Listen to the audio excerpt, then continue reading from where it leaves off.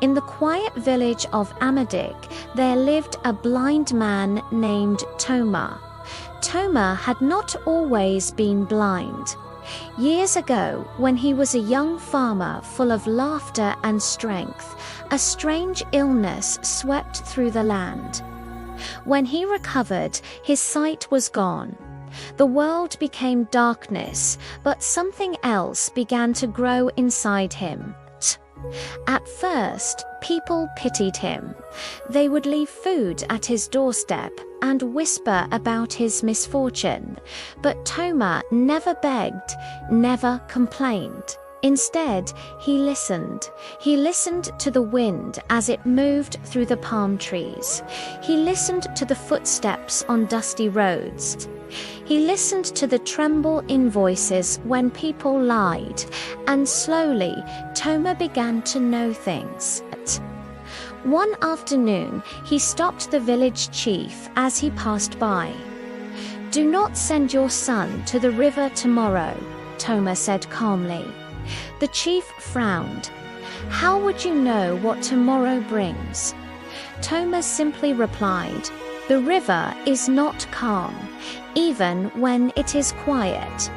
The next day, a sudden flood swept through the riverbanks. The chief's son, who had planned to fish there, stayed home. Word spread quickly. Another time, Toma told a farmer to harvest his crops earlier than planned. The sky had been clear for weeks, and no one believed rain would come.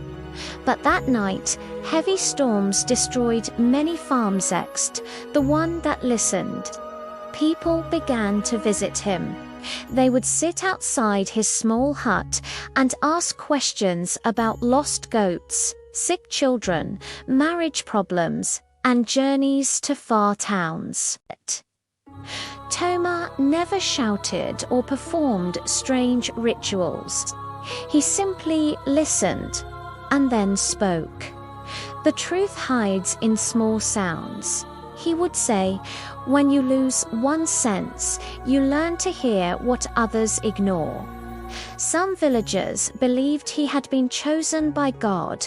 Others thought the spirits had touched him. A few were jealous and tried to accuse him of witchcraft. But whenever conflict rose, Toma would predict it and calm it before it exploded. One evening, a stranger arrived in Amadiki. He claimed to be a great seer from another land and challenged Toma publicly.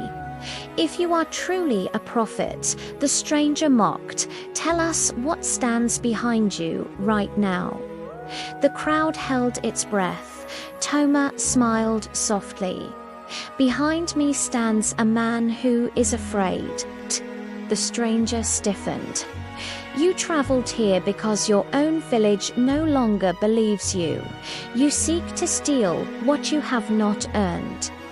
Gasps filled the air. The stranger left before sunset. Years passed, and Toma became known as the Seeing One. Not because he could see with his eyes, but because he saw into hearts. When he grew old and felt his time was near, the villagers gathered around him. "Who will replace you?"